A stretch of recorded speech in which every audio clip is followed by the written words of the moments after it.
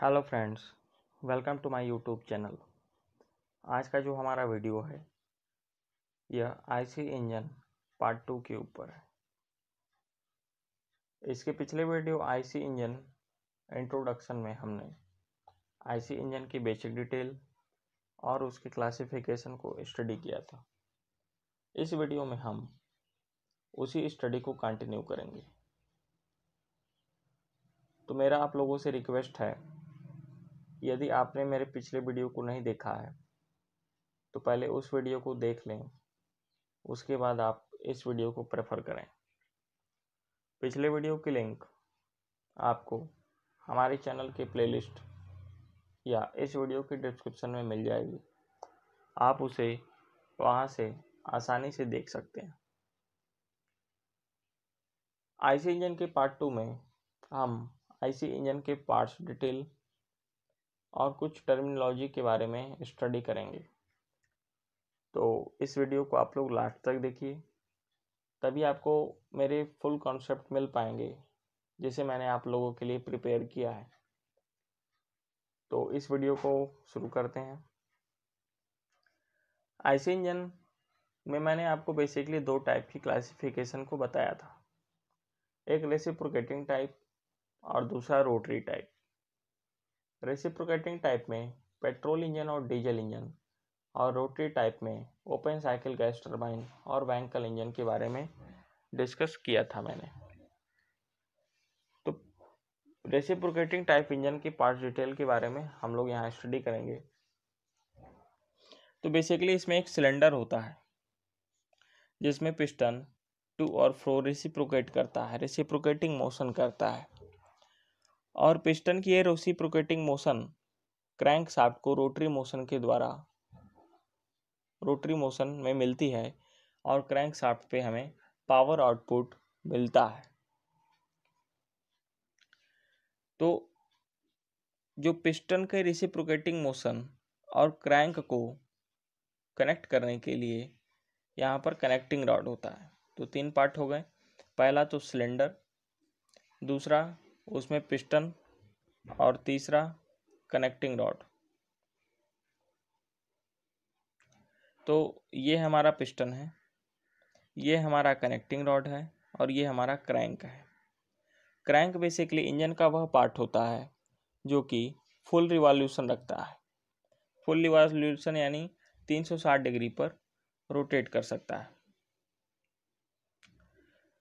उसके बाद इसमें वाल्व लगे होते हैं, inlet valve, exhaust valve. Inlet valve से हमारा फ्यूल सिलेंडर में एंटर करता है और एग्जॉस्ट वाल्व से हमारा जो फ्लू गैसेस होती हैं जो कंबशन के बाद बनती है वहाँ से आउट होती हैं। जनरली इंजन का प्रिंसिपल ये होता है कि इंजन में 4 प्रोसेस होते हैं: सक्शन, कंप्रेशन, एक्सपेंशन और एग्जॉस्ट। सक्शन के दौरान फ्यूल इंटर करता है, उसके बाद उसका कंप्रेशन होता है और कंप्रेशन के दौरान ही फ्यूल का इग्निशन कराया जाता है स्पार्किंग के द्वारा, और फ्यूल का कंबशन होता है जिसके कारण एनर्जी डेवलप होती है जो कि हमें एग्जॉस्ट स्ट्रोक में मिलती है। और उसके बाद जो हमारी बर्नट गैसेस रहती हैं वो एग्जॉस्ट वाल्व के थ्रू बाहर की ओर एस्केप कर जाती हैं। और जो इंजन पर रेसिप्रोकेटिंग मोशन प्राप्त होता है तो piston, connecting rod, Gajan pin, wrist pin या पिस्टन पिन, तीनों एक ही नाम है, इसके द्वारा कनेक्टिंग रॉड पिस्टन से कनेक्ट होता है और पिस्टन की मोशन कनेक्टिंग रॉड के द्वारा क्रैंक पर रोटरी मोशन में कन्वर्ट होती है। ये रोटरी मोशन उस पर माउंटेड क्रैंक शाफ्ट पर ऑब्टेन होती है और इंजन की इस प्रकार से वर्किंग होती है। इंजन के इस फिगर में crank shaft, connecting rod, cylinder chamber, intake valve, exhaust valve जैसा कि इस फिगर में जगह जगह दिखाया गया है। तो इसकी और अच्छी अंडरस्टैंडिंग के लिए मैं आपको एक वीडियो दिखाने जा रहा हूँ। आप उसकी वीडियो को देखिए और इसकी वर्किंग को और ज़्यादा अंडरस्टैंड तक अप्रोच करिए। तो मैं वीडियो शुरू करने जा रहा हूँ। यहाँ पर आपको जितनी चीज़ें मैंने बताई वो आपको देखने को मिलेंगी। तो यहाँ पर आप देख सकते हैं कि पिस्टन रेसिप्रोकेट कर रहा है, वाल्व के थ्रू फ्यूल ब्लू रंग में आ रहा है और ऊपर एक स्पार्किंग हो रही है, आप देख रहे होंगे वो फ्यूल के कंबस्शन के लिए हो रही है एक्सपेंशन के दौरान, और फाइनली हमारा एग्जॉस्ट कर जा रहा है। तो यहाँ से आपको इसकी अंडरस्टैंडिंग मिल रही होगी, पिस्टन रेसिप्रोकेट कर रहा है, फ्यूल एंटर कर रहा है, उसके बाद फ्लू गैसेस आउटर की तरफ जा रही हैं और हमारा क्रैंक पर जो रोटरी मोशन हमें अपटेंड हो रहा है। तो बेसिकली यही प्रिंसिपल जो है हमारा होता है इंजन का। तो ये उसकी पार्ट डिटेल थे, आप इसे नोट कर लेंगे या समझ लेंगे, और वीडियो के द्वारा मैंने आपको दिखा दिया। तो आगे जो मेन पार्ट्स होते हैं इंजन के और उसके बनाने का मेथड क्या है, उनकी मैन्युफैक्चरिंग कैसे की जाती है और उसमें कौन सा मटेरियल हम यूज करते हैं, ये थोड़ा एग्जामिनेशन पॉइंट्स और इंटरव्यू पॉइंट के लिए इम्पोर्टेंट है, क्योंकि इससे रिलेटेड क्वेश्चन पूछ दिए जाते हैं। तो इसलिए मैंने इस स्लाइड को प्रिपेयर किया है। तो बेसिकली इसमें 7 पार्ट्स के बारे में मैंने बताया है। पहला सिलेंडर, दूसरा सिलेंडर हेड, तीसरा पिस्टन, चौथा पिस्टन रिंग, छठवां कनेक्टिंग रॉड और सातवां क्रैंकशाफ्ट। अब इसमें कुछ ऐसे पार्ट्स हैं जिनके नाम नए हैं, उनकी वर्किंग के बारे में भी मैं आपको बताऊंगा। तो सिलेंडर, जो कि देखिए इंजन जो होता है वो उसके सभी पार्ट लगभग कास्ट आयरन के होते हैं, कुछ पार्ट अलग हैं, उसके बारे में मैं आपको बताऊंगा। तो सिलेंडर जो होता है, जो जिसमें पिस्टन रेसिप्रोकेट करता है, वो कास्ट आयरन और एलॉय स्टील का मिक्सचर होता है और इसके मैन्युफैक्चरिंग मेथड कास्टिंग होती है, कास्टिंग के द्वारा ये बनता है। सिलेंडर हेड भी कास्ट आयरन और एलॉय स्टील का होता है, ये भी कास्टिंग से जनरली बनता है। पिस्टन जो कि हमारा रेसिप्रोकेट कर रहा है, वो भी कास्ट आयरन और एल्यूमिनियम एलॉय का रहता है और कास्टिंग और फोर्जिंग के द्वारा ये बनाया जाता है। पिस्टन रिंग क्या होती है, पिस्टन के अपर में ये माउंट होती है। पिस्टन रिंग का वर्क ये है कि जो कंबस्शन के दौरान जो गैसेस मिलती हैं वो लीक करके नीचे की तरफ ना आ जाए, तो वो लीकेज को रोकता है और साथ ही वो पिस्टन के इम्पैक्ट को सिलेंडर हेड में जाने से रोकता है। उसके बाद पिस्टन पिन है, पिस्टन पिन जिससे हमारा कनेक्टिंग रॉड और पिस्टन कनेक्ट रहता है, वो फोर्ज स्टील का रहता है और पिस्टन रिंग हमारी सिलिकॉन की रहती है। पिस्टन रिंग कास्टिंग से बनती है, पिस्टन पिन फोर्जिंग से बनती है। कनेक्टिंग रॉड हमारा फोर्ज स्टील का रहता है, वो भी फोर्जिंग से बनता है। क्रैंक शाफ्ट हमारा एल्युमिनियम स्टील और SG आयरन इसमें रहता है, वो भी फोर्जिंग से बनता है।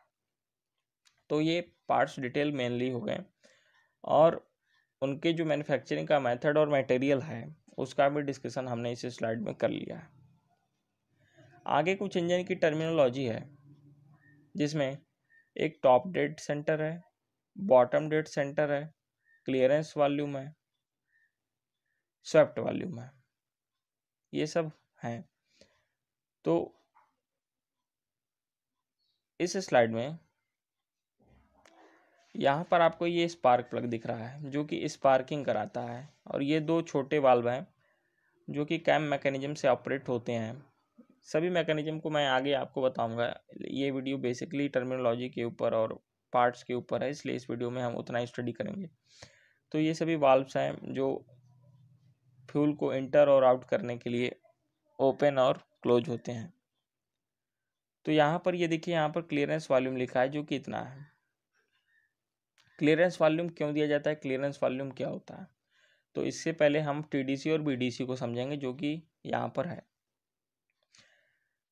TDC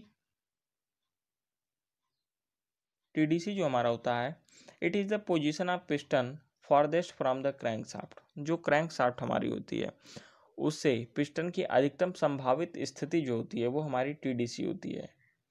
इंजन अगर वर्टिकल में है तो TDC BDC कहते हैं इन पॉइंट्स को, और इंजन अगर हॉरिजेंटल में है तो उसे IDC और ODC। TDC का मतलब है टॉप डेड सेंटर या इनर डेड सेंटर, हॉरिजेंटल की केस में इनर डेड सेंटर, वर्टिकल की केस में टॉप डेड सेंटर।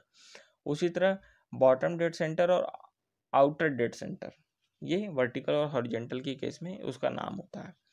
तो जो हमारी क्रैंक शाफ्ट होती है उसमें पिस्टन की जो फार्देस्ट पॉसिबल पोजीशन होती है वो हमारी टीडीसी होती है, सबसे दूरतम बिंदु जिसे कहते हैं। बॉटम डेड सेंटर क्या होता है, जो इंजन की क्रैंक शाफ्ट से हमारा नियरेस्ट पॉइंट होता है जहाँ तक पिस्टन की मूवमेंट रहती है, वो हमारा बीडीसी होता है। स्ट्रोक लेंथ क्या होती है, टीडीसी से लेकर के बीडीसी या बीडीसी से लेकर के टीडीसी तक जितनी लेंथ पिस्टन कवर करता है वो स्ट्रोक लेंथ होती है। स्वेप्ट वॉल्यूम क्या होता है, पिस्टन के टीडीसी से बीडीसी तक जाने के दौरान जितना फ्यूल का वॉल्यूम सिलेंडर में एंटर करता है वो हमारा सेप्ट वॉल्यूम होता है। इसका फार्मूला जनरली इसे वीएस से रिप्रेजेंट करते हैं, जिसका फार्मूला π/4 d² इंटू यल होता है, जहाँ डी डाया ऑफ सिलेंडर है।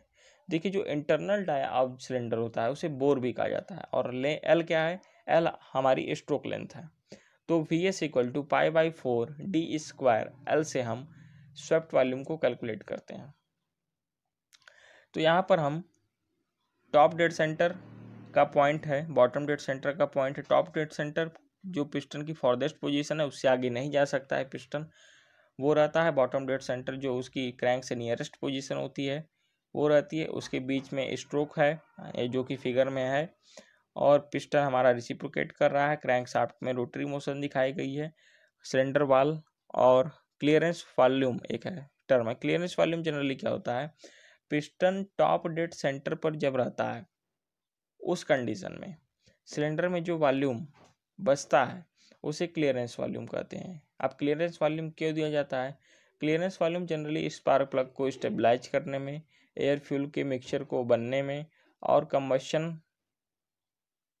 को क्रिएट करने में रहता है। क्लियरेंस वॉल्यूम का मेन ऑब्जेक्टिव रहता है कि जो हमारा पिस्टन के टू एंड फ्रो मोशन के दौरान जो इम्पैक्ट है वो सिलेंडर पर ना पड़े, ठीक है। तो वो